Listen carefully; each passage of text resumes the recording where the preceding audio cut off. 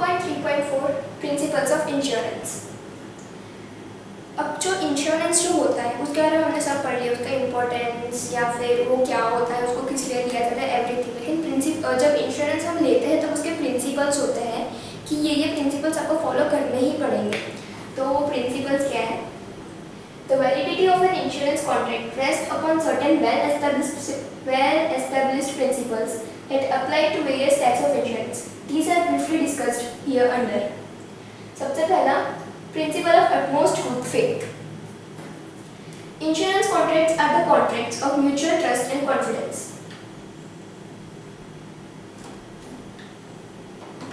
जो insurance contract होता है वो साइन करते वक्त म्यूचुअल ट्रस्ट होता है इंश्योरर और इंश्योर्ड दोनों का, कि वो जो है वो पूरा फेथ रखेंगे कंपनी में और अपने जो कस्टमर है कंपनी का उसमें। Both parties to the contract, that is the insurer and the insured, must disclose all relevant information relating to the subject matter of insurance. जो दो पार्टीज होते हैं इंश्योरेंस कॉन्ट्रैक्ट में, एक होता है इंश्योरर और दूसरा होता है इंश्योर्ड, दोनों को अपनी रेलेवेंट इन्फॉर्मेशन एक दूसरे के साथ शेयर करनी पड़ेगी, जिस भी चीज़ के लिए इंश्योरेंस ले रहा हो वो मैटर के लिए। In case of life insurance, अगर लाइफ इंश्योरेंस अगर कोई ले रहा हो तो for example the proposer must honestly disclose all the information relating to his और हर डेथ और हिज और her health, habits, personal history, family history etcetera. अगर कोई इंसान लाइफ इंश्योरेंस ले रहा हो तो उसको जिस इंश्योरेंस कंपनी के पास से या फिर इंश्योरर को अपनी सारी डिटेल्स डिस्क्लोज करनी पड़ेगी, अपनी सारी डिटेल्स देनी पड़ेगी, शेयर करनी पड़ेगी। वो डिटेल्स में होता है उसकी हेल्थ या उसकी हैबिट्स, उसकी पर्सनल हिस्ट्री और अपनी फैमिली हिस्ट्री, सब कुछ। इन case of any concealment about the material facts the contract will not be valid. अगर उसने जो इन्फॉर्मेशंस दी है वो अगर उसमें से कुछ भी गलत निकला तो जो कॉन्ट्रैक्ट है वो वैलिड नहीं गिना जाएगा, वो इनवैलिड हो जाएगा। It is so because the risk can be evaluated only on the basis of this facts relating to subject matter of insurance. वो ऐसा होगा क्योंकि जो भी वो बोलेगा उस पर ही फेथ रखना पड़ेगा, उस पर ही ट्रस्ट रखना पड़ेगा। अगर वो ही खुद गलत बोलेगा तो कोई भी उसके ऊपर भरोसा नहीं करेगा, उसके साथ कॉन्ट्रैक्ट साइन नहीं करेगा।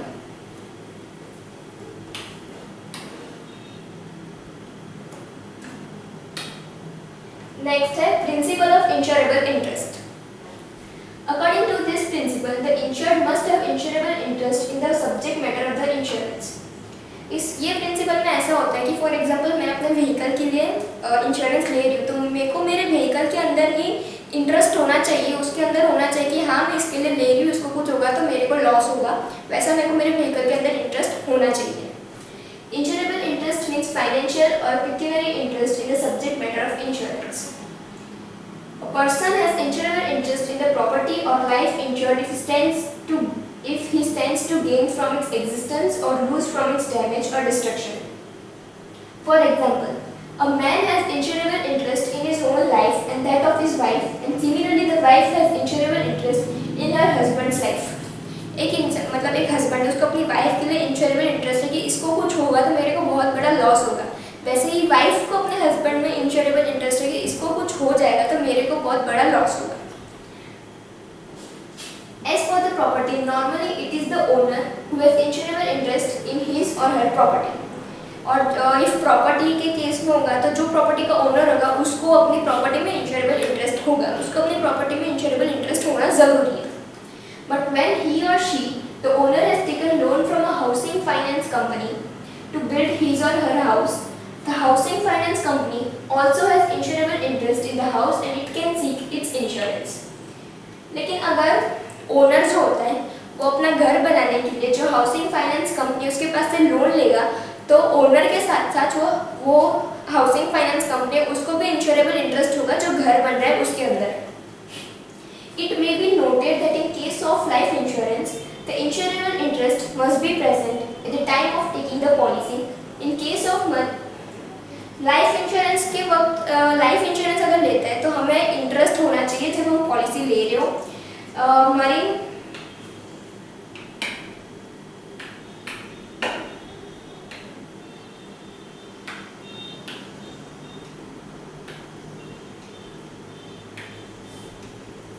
In case of marine insurance, insurable interest must exist at the time of loss और डैमेज ऑफ द प्रॉपर्टी। अगर मरीन इंश्योरेंस लिया है तो इंश्योरेबल इंटरेस्ट तब होना चाहिए जब उसका जो होगा स्टॉक लोड या गुड्स जो हो रहे होंगे ट्रांसपोर्ट, जब उनका नुकसान हो, जब वो लॉस में जाए, उसको डैमेज हो, तब इंश्योरेबल इंटरेस्ट होना चाहिए। And in case of insurance, and in case of fire insurance, it must exist both at the time of taking the policy as well as at the time of loss or damage to the property. और अगर fire insurance लिया है तो दोनों case में, जब policy ली हो तब भी इंश्योरेबल इंटरेस्ट होना चाहिए, और जब वो जिसके लिए पॉलिसी ली हो, जब वो गुड्स को फायर लगे और जब डैमेज हो, तब भी इंश्योरेबल इंटरेस्ट होना चाहिए।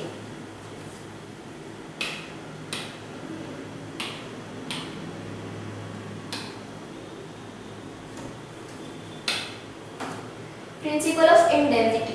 The word indemnity means compensating somebody for the actual loss suffered by him or restore someone to same position that he or she was in before the insured event took place. Principle of indemnity. Indemnity का मतलब ये होता है कि for example मैंने मेरे vehicle का insurance कराया है, वो मेरा एक्सीडेंट हो गया, व्हीकल पूरा बिगड़ गया, स्क्रैप हो गया, टूट फूट गया, और उसका मेरे को कंपनसेशन मिला इंश्योरेंस कंपनी की तरफ से। जो कंपनसेशन मिला है उसको बोलेंगे इंडेमनिटी। मतलब मेरा एक्सीडेंट होने से पहले मेरे को जो मेरे व्हीकल की वैल्यू थी, वो एक्सीडेंट होने के बाद भी मेरे को मेरे व्हीकल की वैल्यू उतनी ही नहीं, उसको बोलेंगे indemnity. This principle is applicable to the fire and marine and general insurance.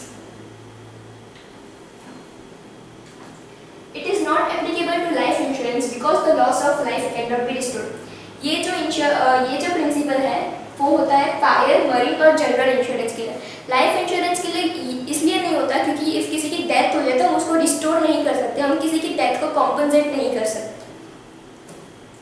The principle of indemnity implies that the insured is not allowed to make any profit from the insurance contract on the happening of the event that is insured against। मतलब जब कोई कुछ होता है, हादसा होता है और कंपनसेशन की ज़रूरत पड़ती है, तब जो इंश्योर्ड है वो कुछ ज़्यादा अमाउंट बता के प्रॉफिट अर्न नहीं कर सकता इंश्योरेंस कंपनी के पास से। Compensation is paid on the basis of amount of actual loss or the sum insured whichever is less। Compensation दो बेसिस पे मिल सकता है कि जितने का लॉस हुआ उतना, या फिर तुमने जितनी अमाउंट का इंश्योरेंस लिया उतना, दोनों में से जो कम होगा उसका हमें कॉम्पनसेशन मिलेगा, उतनी अमाउंट का कॉम्पनसेशन मिलेगा। Let us understand with the help of an example. A person insures his house against fire for ₹20 lakh. एक इंसान ने अपना घर फायर के अगेंस्ट अपने घर के लिए फायर इंश्योरेंस लिया 20 लाख का। The fire takes place and he has to spend ₹5 lakh to repair the damage so caused। और थोड़े दिनों बाद वो घर को आग लग गई, और जो आग लगी उसके लिए जो डैमेज हुआ उसको सब वापस अच्छा करने के लिए घर को 5 लाख का खर्चा हुआ। He can claim only ₹5 lakh from insurer and not the sum assured। तो वो सिर्फ 5 लाख रुपीस क्लेम करेगा इंश्योरेंस कंपनी को कॉम्पनसेट करने के लिए, पूरे 20 लाख नहीं करेगा। जितने का लॉस हुआ उतने ही आप पैसे क्लेम कर सकते हो।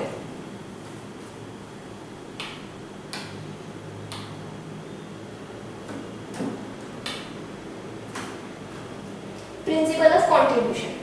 The same subject matter may be insured with more than one insurer। ऐसा भी हो सकता है कि मैं अपने व्हीकल के लिए अलग अलग इंश्योरर के पास से इंश्योरेंस ले सकती हूँ, मैं अपने आप को अलग अलग इंश्योरर के पास से इंश्योर कर सकती हूँ। In such a case, the insurance claim to be paid to the insured must be shared or contributed by all insurers in proportion to the amount of sum assured by each one of them। If ऐसा कुछ होता है, मैंने एक चीज़ के लिए, एक vehicle के लिए, एक घर के लिए इंश्योरेंस लिया है और बहुत सारे इंश्योरर के पास से लिया है, तो जब उसको लॉस होगा जिसके लिए मैंने लिया है इंश्योरेंस, तो सारे इंश्योरर को मिलके अपने अंदर सब डिवाइड करके, सब ऐसे स्प्लिट करके अमाउंट को मेरे को कॉम्पनसेट करना पड़ेगा। If one insurer has paid the full compensation to the insured, अगर किसी एक इंश्योरर ने मेरे को पूरा कॉम्पनसेशन दिया, he has the right to ask other insurer to share the loss proportionately।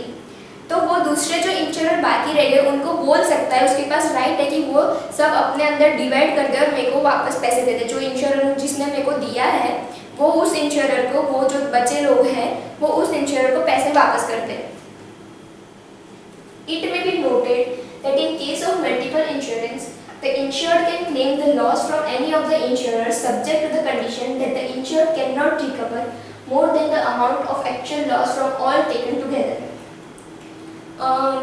जब ऐसा मतलब वापस कोई मेरे को लॉस होगा तो मैं कोई भी इंश्योरर के पास से क्लेम कर सकती हूँ कि मेरे को इतने का लॉस हुआ है, तो आप मेरे को इतना कॉम्पनसेट करो, किसी के भी पास से।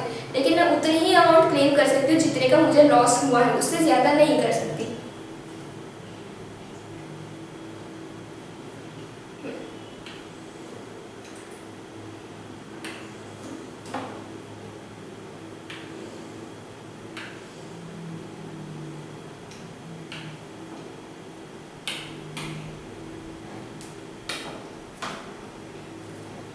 Principle of subrogation.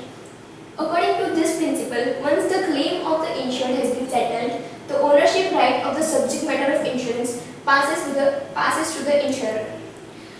अगर मैंने अपने व्हीकल का इंश्योरेंस लिया है, व्हीकल का एक्सीडेंट हो गया और व्हीकल स्क्रैप हो गया, पूरा टूट फूट गया, तो जितने का मेरे को नुकसान हुआ, जितना लॉस हुआ, उसको कॉम्पनसेट कर देगा मेरे को मेरा जो इंश्योरर है वो। लेकिन फिर जो वो व्हीकल की ओनरशिप होगी वो मेरे पे नहीं रहेगी, वो इंश्योरर के ऊपर ट्रांसफर हो जाएगी।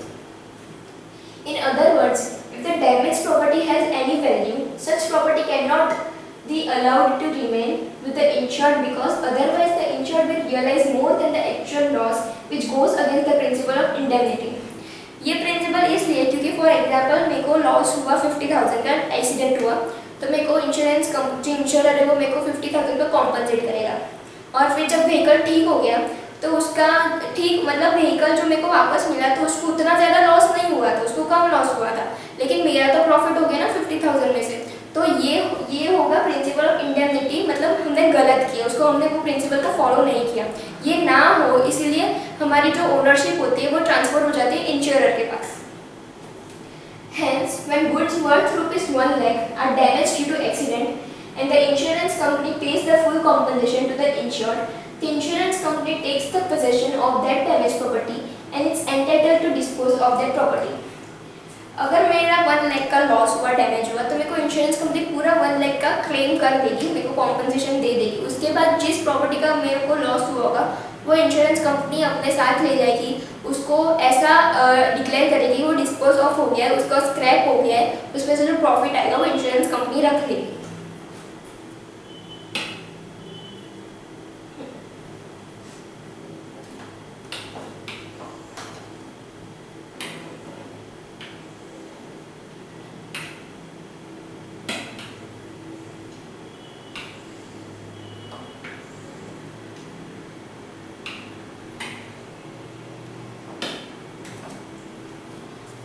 Principle of mitigation. In case of mishap, the insured must take all possible steps to mitigate the loss or damage to the subject matter of insurance. ये प्रिंसिपल का मतलब ऐसा है कि फॉर एग्जांपल मैंने अपने घर के लिए मतलब अपने कोई भी प्रॉपर्टी के लिए फायर इंश्योरेंस लिया है, ठीक है, तो मेरे को ऐसे इंश्योरेंस लेने के बाद मेरे को ऐसे फ्री नहीं हो जाने का कि अगर उसको कुछ नुकसान होगा तो मेरे को तो पैसे मिलने वाले नहीं। मेरे को मेरी प्रॉपर्टी का ध्यान रखना पड़ेगा कि ऐसी कोई भी चीज़ ना हो जिससे उसके अंदर आग लगे, मेरे को उसका ध्यान रखना पड़ेगा। This principle ensures that the insured does not become negligent about the safety of the subject matter after taking an insurance policy. The insured is expected to act in a manner as if the subject matter has not been insured. मेरे को ऐसे ही नाटक करना पड़ेगा कि जिस property की मैंने इंश्योरेंस लिया वो मैंने लिया ही नहीं है, वो उसका इंश्योरेंस हुआ ही नहीं है, ऐसे मेरे को बिहेव करना पड़ेगा, ऐसे मेरे को नाटक करना पड़ेगा, इसलिए मैं उसका केयर करूँ, उसको ऐसे निगलेक्ट ना करूँ। If appropriate steps are not taken to save the assets, then the insured may not get the full compensation from the insurance company. अगर मैंने उस प्रॉपर्टी का ध्यान नहीं रखा, एकदम निगलेक्ट बन के रही, इग्नोर करा, तो ये इसका लॉस मुझे ही होगा। उसको कोई लॉस होगा तो मेरे को इंश्योरेंस कंपनी पूरा कंपनसेशन नहीं देगी। For example, if a house is insured against fire and the fire takes place, the owner must take all possible steps to extinguish the fire and minimize the loss. अगर मैंने घर के लिए fire insurance लिया है, उसके अंदर आग लगती है, तो मैं ऐसे बैठ नहीं सकती कि आग लग रही है तो मेरे को तो पैसे मिलने ही वाले हैं, नहीं। मेरे को पूरी कोशिश करनी है, सारा ट्राई करना है कि वो आग बुझ जाए और कम से कम मेरे को इंश्योरेंस कंपनी को क्लेम करना पड़े। Similarly, when a house is insured against the theft, he take all precautions and steps to prevent the theft. If मैंने घर के लिए घर को चोरों से बचाने के लिए इंश्योरेंस लिया है, तो इंश्योरेंस लेने के बाद मेरे को घर की रक्षा तो करनी पड़ेगी कि इसके अंदर चोर ना आए। मैं ऐसे ही ताले छोड़ के, ताले ना लगा के घर के दरवाजे खुले रख के बैठ नहीं सकती, चोर आएगा लेकर जाएगा, मुझे क्या, मेरे को तो पैसे मिलने वाले, मैं ऐसा नहीं कर सकती।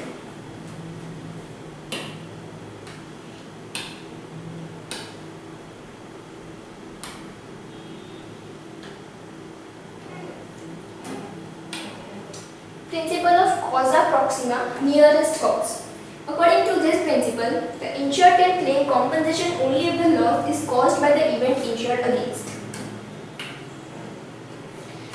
ये प्रिंसिपल का मतलब ऐसा है कि मैंने जिस चीज़ के लिए इंश्योरेंस लिया है, फॉर एग्जांपल मैंने व्हीकल इंश्योरेंस लिया, उसमें एक्सीडेंट की वजह से जो भी लॉस होगा उसके लिए मैं क्लेम करूँगी, उसके लिए मैं कॉम्पनसेशन मांगूंगी। लेकिन वो व्हीकल का एक्सीडेंट हुआ है नहीं, वो व्हीकल के अंदर आग लग गई, तो मैं उसके लिए क्लेम नहीं कर सकती कि मेरे को पैसे दो, मेरे को कॉम्पनसेशन दो। जिस चीज़ के लिए मैंने इंश्योरेंस लिया हो उस चीज़ के लिए ही मैं क्लेम कर सकती। In other words, unless the event insured is nearest cause, not a remote cause for the loss occurred, the insured cannot claim the loss from the insurance company. For example, a ship carrying orange was insured against losses arising from accident. एक ship है जो oranges लेकर जा रही है, उसका insurance इसलिए लिया कि अगर शिप का बीच में जाते वक्त जर्नी में एक्सीडेंट हो गया और फिर जो लॉस होगा उसको इंश्योरेंस कंपनी क्लेम करेगी। The ship reached the port safely and there was a delay in unloading the oranges from the ship. Ship मतलब गई, ऐसे उसने अपनी जर्नी पूरी खत्म कर ली, बीच में कोई एक्सीडेंट नहीं हुआ, कोई भी लॉस नहीं हुआ, लेकिन वो जो पोर्ट होता है उसको जहाँ पहुँचना था वो लेट पहुँची और अनलोडिंग में, ऑरेंज का अनलोडिंग में टाइम लग गया, लेट हो गया। As a result the oranges got spoiled, late हो गया इसलिए जो ऑरेंज थे वो रॉटन हो गए, वो बिगड़ गए। The insurer did not pay any compensation for the loss because the proximate cause of loss was delay in unloading and not an accident during the voyage. तो जब वो मतलब लेट होने की वजह से ऑरेंजेस बिगड़े, वो ऑरेंजेस का लॉस हुआ, उसकी वजह से मेरे को इंश्योरेंस कंपनी पैसे नहीं देगी। अगर एक्सीडेंट हुआ होता और ऑरेंजेस का मतलब ऑरेंज का लॉस हुआ होता, सब डैमेज हुआ तो मेरे को पैसे देती, लेकिन ये तो लेट हो गए और ऑरेंज बिगड़ गए, तो इंश्योरेंस कंपनी मेरे को कोई पैसे नहीं देगी।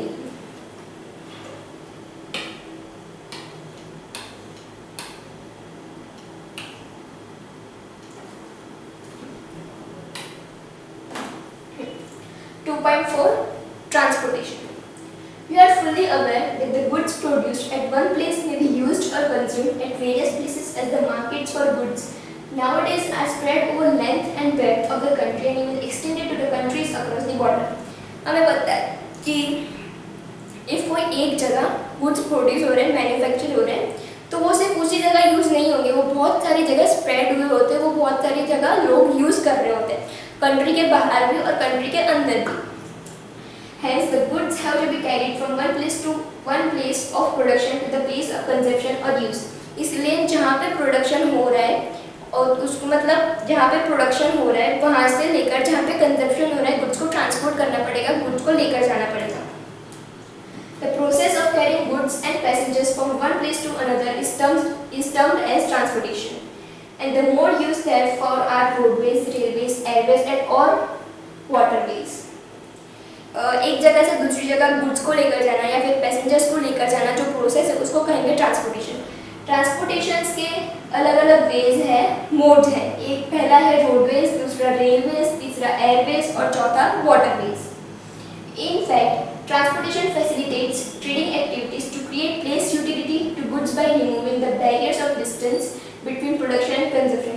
जो ट्रांसपोर्टेशन है वो जो प्रोड्यूसर के पास से कंज्यूमर तक जो गुड्स लेकर जाना है, वो जो प्रोसेस है उसको बहुत इजी बना देता है, रिलायबल बना देता है, बहुत स्मूथ कर देता है कि कंज्यूमर को उतना सिटी के बाहर गुड्स लेने की ज़रूरत नहीं पड़ेगी, वो डिस्टेंस कम कर देता है।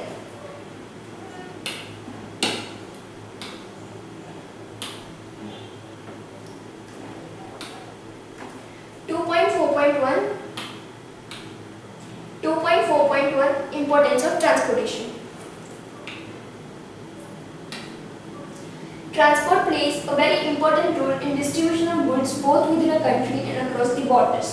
ट्रांसपोर्टेशन एक बहुत इंपॉर्टेंट रोल प्ले करता है गुड्स को ले जाने में, कंट्री के अंदर भी लेकर जाने में और कंट्री के बाहर भी लेकर जाने में. Transportation helps in bringing about stable and uniform prices in different markets, as traders are able to adjust the supply of goods at different places according to the changing demand. Transportation की वजह से supply और मतलब transportation की वजह से जो traders होता है उनको बहुत इजी पड़ता है गुड्स मंगाना या नहीं मंगाना.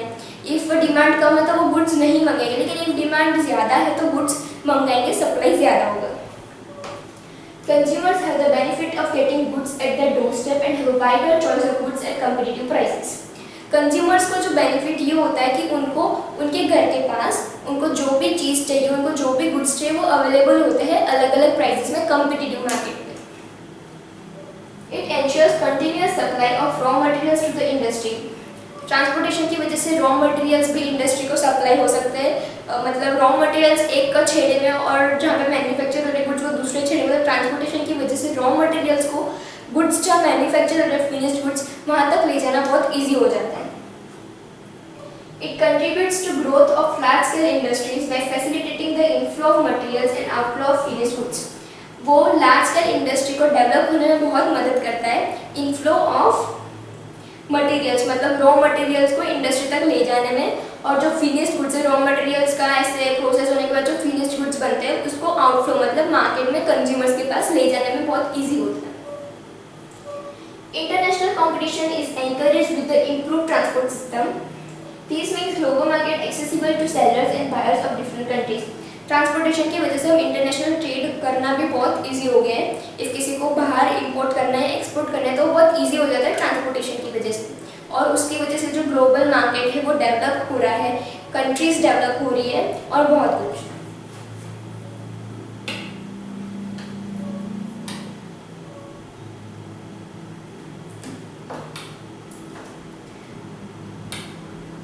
2.4.2 Modes of transport. While traveling from one place to another, we use a car, a bus or a train. एक जगह से दूसरी जगह जाने के लिए हम बहुत सारे व्हीकल्स, बहुत सारे ट्रांसपोर्टेशन यूज़ करते हैं, जैसे कि कार यूज़ करते हैं, बस यूज़ करते हैं, ट्रेन यूज़ करते हैं.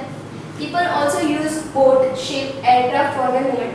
कुछ लोग बोट, शिप या फिर एयरक्राफ्ट भी यूज़ करते हैं.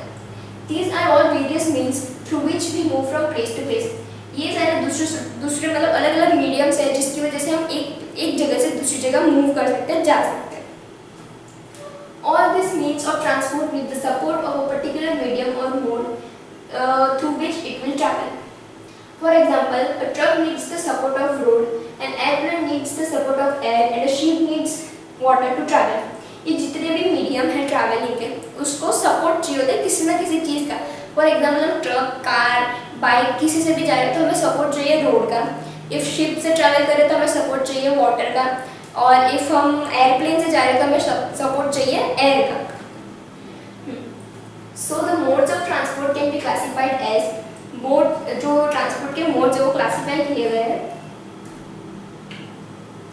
पहला रोड ट्रांसपोर्ट, दूसरा रेल ट्रांसपोर्ट, तीसरा वाटर ट्रांसपोर्ट और चौथा एयर ट्रांसपोर्ट.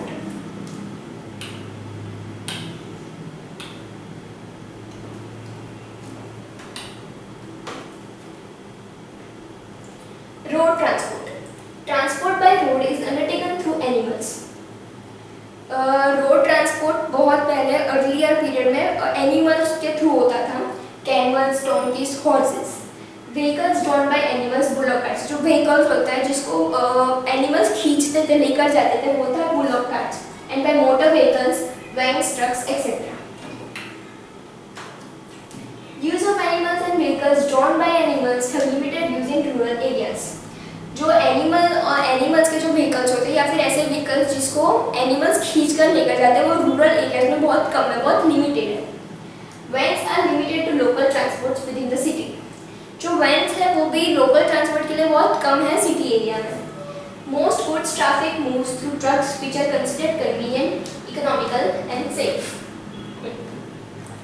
ज़्यादातर जो गुड्स ट्रांसपोर्ट करने होते हैं एक जगह से दूसरी जगह के लिए, तो वो जो बेस्ट वे जो होता है वो ट्रक होता है कि ट्रक के अंदर ज़्यादा सामान लोड भी हो सकता है और बाई रोड वो जा भी सकता है, उसको बहुत कन्वीनियंट, इकोनॉमिकल और सेफ माना गया है।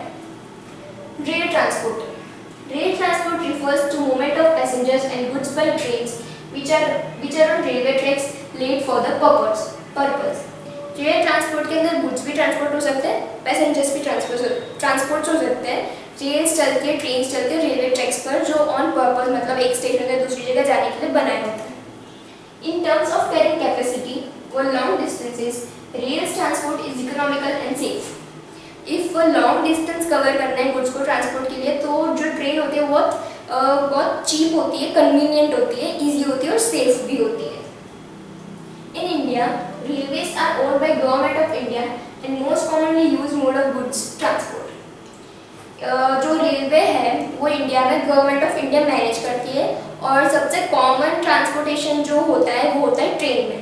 सबसे कॉमन ट्रांसपोर्टेशन फैसिलिटी होती है रेलवेज में और बहुत कॉमन सबसे ज़्यादा यूज भी होती है ट्रेन ट्रांसपोर्टेशन के लिए।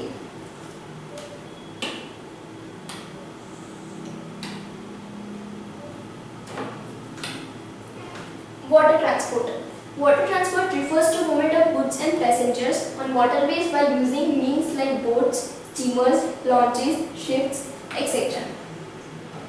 वाटर ट्रांसपोर्ट में लोग, पैसेंजर्स और गुड्स बाय वाटर ट्रांसपोर्ट हो रहे होते हैं। उसमें भी अलग अलग व्हीकल्स होते हैं, जैसे रोड पे चलने वाले अलग अलग व्हीकल्स होते हैं, वैसे पानी में चलने वाले भी अलग अलग मोड्स होते हैं, व्हीकल्स होते हैं, जैसे कि boats, steamers, launches, ships etcetera. This movement में takes place inside the country और from one country to another. Ship का जो ट्रेन का जो ट्रांसपोर्टेशन है वो विद इन द कंट्री होता है, फिर रोड का जो ट्रांसपोर्टेशन होता है थ्रू रोड वो भी विद इन द कंट्री होता है, लेकिन जो शिप का ट्रांसपोर्टेशन होता है वो विद इन द कंट्री भी होता है और आउटसाइड द कंट्री भी होता है।